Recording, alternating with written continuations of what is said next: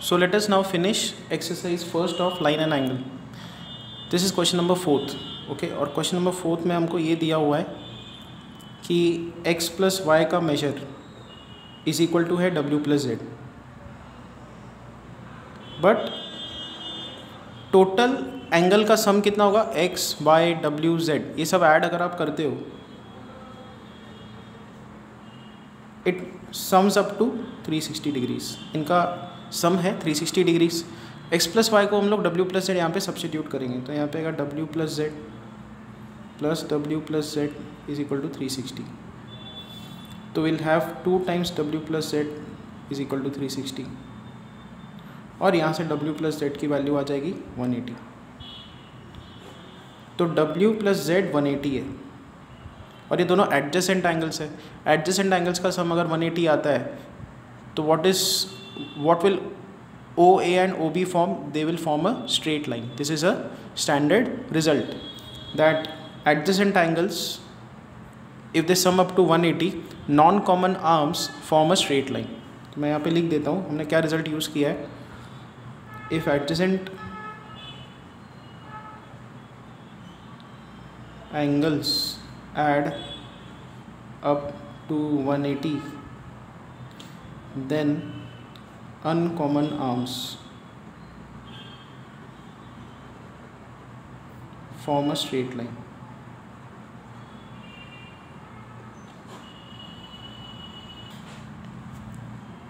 Next is question number 5th। ये diagram हमको दिया हुआ है, ये एंगल 90 दिया हुआ है। Ray O R is perpendicular to P O Q, this is given to अस।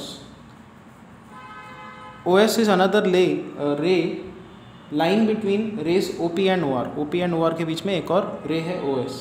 हमको प्रूव करना है यहाँ पे एंगल आर ओ एस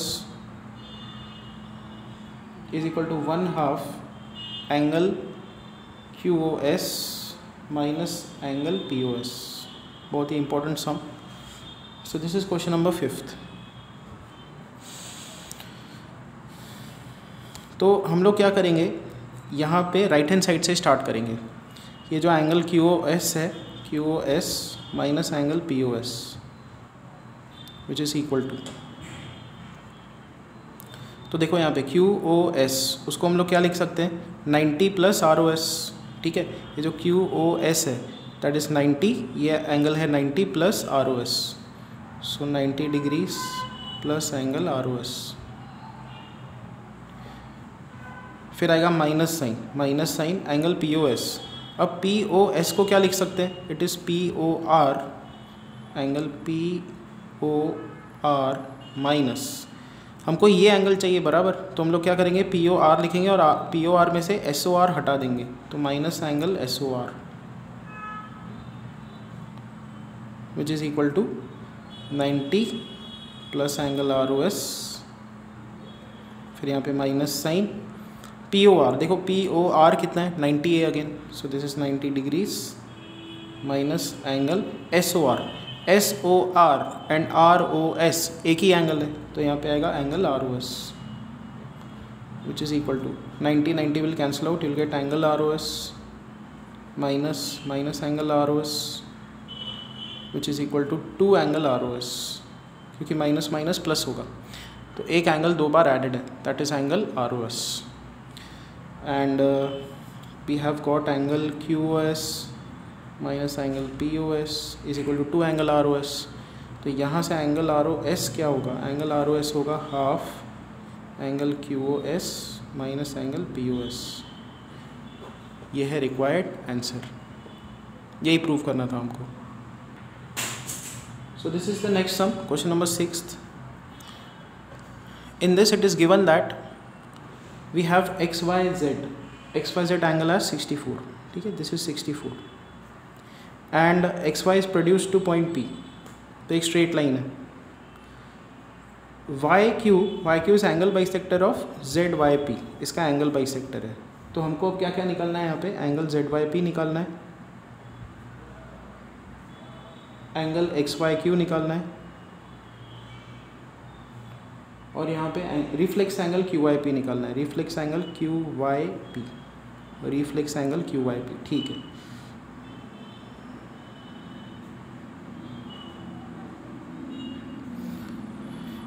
पहले यहाँ से स्टार्ट करते हैं। सी दिस इज 64, तो ये टोटल एंगल कितना होना चाहिए, ये टोटल एंगल होना चाहिए 180 माइनस 64।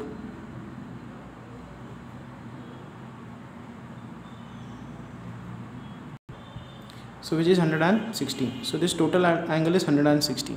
अब बिकॉज ये एंगल बाइसेक्टर है तो 116 का हाफ हो जाएगा यहाँ पे, 116 का हाफ 58 यहाँ पे, 58 यहाँ पे, ठीक है। अब जेड वाई पी कितना है, देखो जेड वाई पी ये है 116 डिग्रीज। एक्स वाई क्यू कितना है, देखो एक्स वाई क्यू कितना होगा 64 प्लस 58, 64 प्लस 58 करो तो ये कितना आएगा 122। और ये reflex angle Q I P कितना होगा, Q I P reflex angle मतलब ये निकालना है अपने को। अब देखो ये 58 है तो ये रिफ्लेक्स एंगल कितना होगा 180 माइनस 58, ये होगा 122।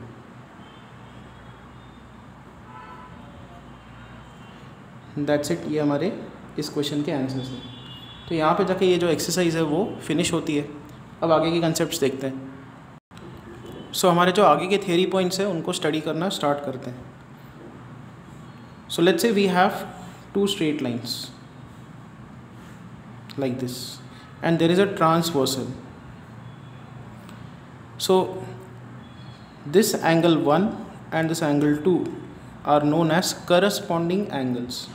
तो ये जो 1 और 2 है एंगल 1 एंड 2, फिर ये जो एंगल 3 और फिर यहाँ पे 4 है 3 एंड 4, उसके बाद फिर ये जो 5 एंड ये जो 6 है 5 6 एंड फिर ये 7 और फिर ये 8 7 and 8, these pairs 1 and 2 3 and 4 5 6 7 8, ऐसे अगर आप नेमिंग करते हो तो 1 2 करस्पॉन्डिंग एंगल्स है।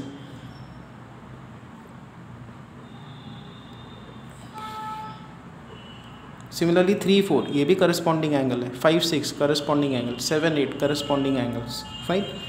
उसके बाद ये जो एंगल है 5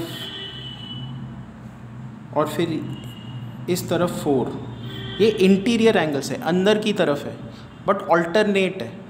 तो यहाँ पे जो 5 और 4 का अगर आप पेयर बनाते हो, यहाँ पे 5 उठाया हमने, यहाँ पे 4, so they are alternate interior angles. Similarly ये वाला जो 8 एंगल है और ये 2 है, this is even interior, okay, but alternate, so alternate interior angles. तो ये 2 और 8 का भी जो पेयर है that is alternate interior angles. उसके बाद अगर आप इस पेयर को पकड़ते हो, देखो इस तरफ 3 हमने लिखा, फिर हम लोग ऑल्टरनेट में जाएंगे, ठीक है, इसके ऑल्टरनेट में यहाँ पे एक्सटीरियर में जाएंगे 6, तो ये जो 3 और 6 है और इस तरफ ये 1 और फिर इस तरफ ये 7, दोनों एंगल्स बाहर की तरफ है, एक्सटीरियर है बट ऑल्टरनेट है। तो यहाँ पे 1 और 7, 1 और यहाँ पे 7, 3 और 6, they are alternate exterior angles.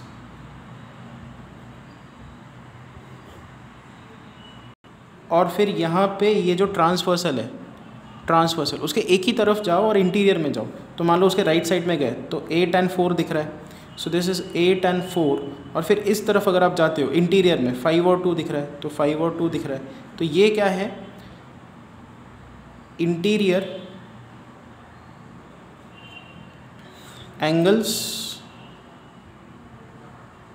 On same side of transversal, interior angles on the same side of transversal. तो ये आपको एंगल का जो नेमिंग है और वो कहाँ पे मिलते हैं, कैसे लोकेटेड होते हैं, ये आपको एकदम क्लियर कट पता होना चाहिए, ठीक है। तो ये जो है interior angles on the same side of transversal, इसका एक और नाम है, this is also known as consecutive interior angles.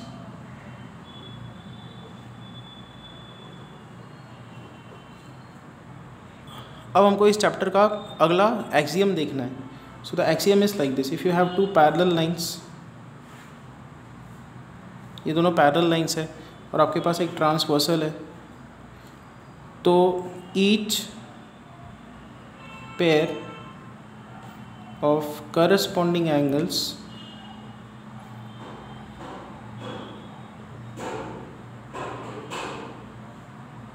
Are equal. मतलब ये एंगल 1 एंगल 2 को इक्वल होगा, एंगल 3 एंगल 4 को इक्वल होगा। अगर ये पैरेलल है और एक ट्रांसवर्सल आपने ड्रॉ की हुई है तो हर pair of corresponding angles equal होंगे। एंगल 5 एंगल 6 को इक्वल होगा और फिर ये एंगल 7 एंगल 8 को इक्वल होगा।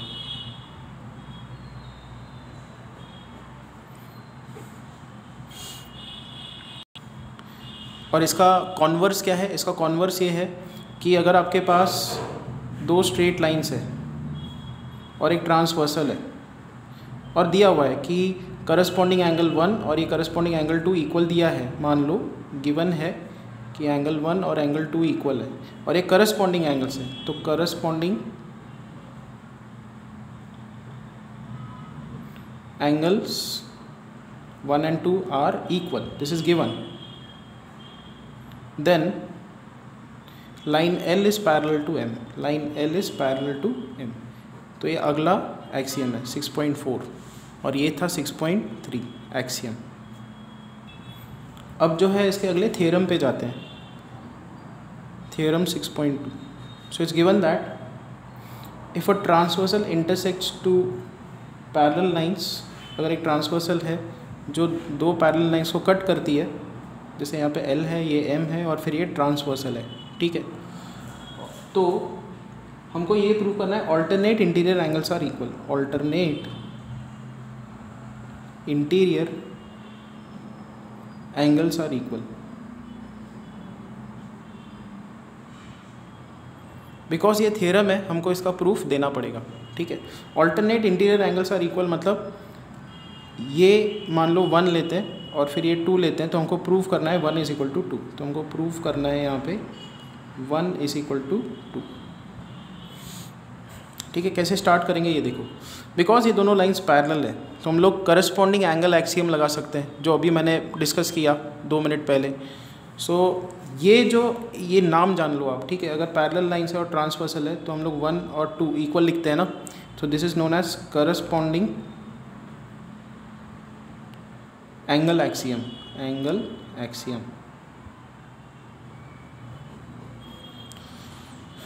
तो वही हम लोग यहाँ पे अप्लाई करेंगे। See if you start with this, let's say this angle is x, तो हम लोग यहाँ पे क्या लिख सकते हैं, x = एंगल 2। ये x और एंगल 2 इक्वल है, किस हिसाब से भाई, कि करस्पॉन्डिंग एंगल एक्सियम।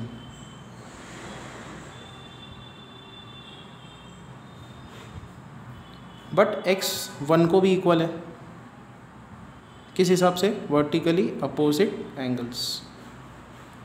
अब x तो यहाँ पे एंगल 1 और एंगल 2 क्या होना चाहिए, angle 1 should be equal to angle 2, हो गया। Alternate interior angles are equal. तो सिमिलरली क्या रिजल्ट आएगा कि अगर आपके पास दो लाइंस हैं, ट्रांसवर्सल है और यहाँ पे 1 और 2 इक्वल दिया हुआ है, ऑल्टरनेट इंटीरियर एंगल्स इक्वल दिया हुआ है, तो आप क्या लिख सकते हो, line L is parallel to M, L is parallel to M। तो ये कॉन्वर्स हो गया उसका, ठीक है। उसके बाद अगला थ्योरम है, बहुत इजीली हम लोग प्रूव कर सकते हैं। अगर हमारे पास दो पैरेलल लाइंस हैं और एक ट्रांसवर्सल है, तो कॉन्जिक्यूटिव इंटीरियर एंगल्स का सम होता है 180। तो हमको यहाँ पे प्रूव करना है angle 1 + angle 2 is 180, this we have to prove. इन बहुत ईजी है इसको प्रूव करना। देखो इसको अगर हम लोग x ले लें, ठीक है, तो x और 1 ये लाइन के ऊपर लाई कर रहे हैं, एडजेसेंट एंगल्स है, तो यहाँ पे x + एंगल 1 कितना होना चाहिए, 180 डिग्री होना चाहिए। बट x किसको इक्वल है, x और 2 इक्वल है, क्योंकि ये दोनों लाइंस पैरेलल है और ये दोनों करस्पॉन्डिंग एंगल्स है। तो x is same as angle 2, तो एंगल 2 + एंगल 1 इज 180 डिग्रीज। तो कॉन्जिकेटिव इंटीरियर एंगल्स 1 + 2 180 आ रहा है, तो 1 और 2 क्या है, कॉन्जिकेटिव इंटीरियर एंगल्स है। कॉन्जिकेटिव इंटीरियर एंगल्स का सम हमेशा कितना होता है, 180, ये आपको याद रखना है। सिमिलरली अगर आपके पास दो लाइन्स है और एक ट्रांसवर्सल है, ये लाइन्स पैरेलल दिया हुआ नहीं है, बस इतना दिया हुआ है कि ये एंगल x और ये एंगल y सप्लीमेंट्री है, x + y इज़ 180, तो आप क्या लिख सकते हो, L is parallel to M, you can write L is parallel to M. So now we are all set to go for exercise 6.2. So in that it is given that AB is parallel to CD. इसमें हमको prove करना है AB और CD parallel है। उसके बाद एक transversal हमको दिया हुआ है, ये एंगल दिया हुआ है 50 डिग्रीज, फिर ये एंगल दिया हुआ है x और ये दिया हुआ है y and this is 130. Find x and y, x और y हमको निकालना भी और प्रूव करना है कि AB और CD पैरेलल है। अगेन काफ़ी इजी क्वेश्चन है। 50 और ये x, ये लीनियर पेयर फॉर्म कर रहे हैं, एक लाइन के ऊपर है और एडजेसेंट एंगल्स है, तो 50 डिग्रीज प्लस x कितना होना चाहिए, 180 डिग्रीज होना चाहिए। x का वैल्यू कितना आएगा, 130, सो x इज़ 130, ठीक है। अब इसको ऑब्जर्व करो और इसको ऑब्जर्व करो, ये करस्पॉन्डिंग एंगल्स है और करस्पॉन्डिंग एंगल्स इक्वल आ रहे हैं। करस्पॉन्डिंग एंगल्स इक्वल होते हैं तो लाइंस क्या होती हैं, पैरेलल। तो हम लोग यहाँ पे लिखेंगे एंगल ए, इसको नाम देना पड़ेगा, this is E, so let's say this is F, तो A F E is equal to angle C E, इसको ओ लिख देते हैं, angle C E O is equal to 130। फिर हम लोग लिखेंगे A B is parallel to C D. कौन सा रिजल्ट हमने लगाया, करस्पॉन्डिंग एंगल एक्सियम।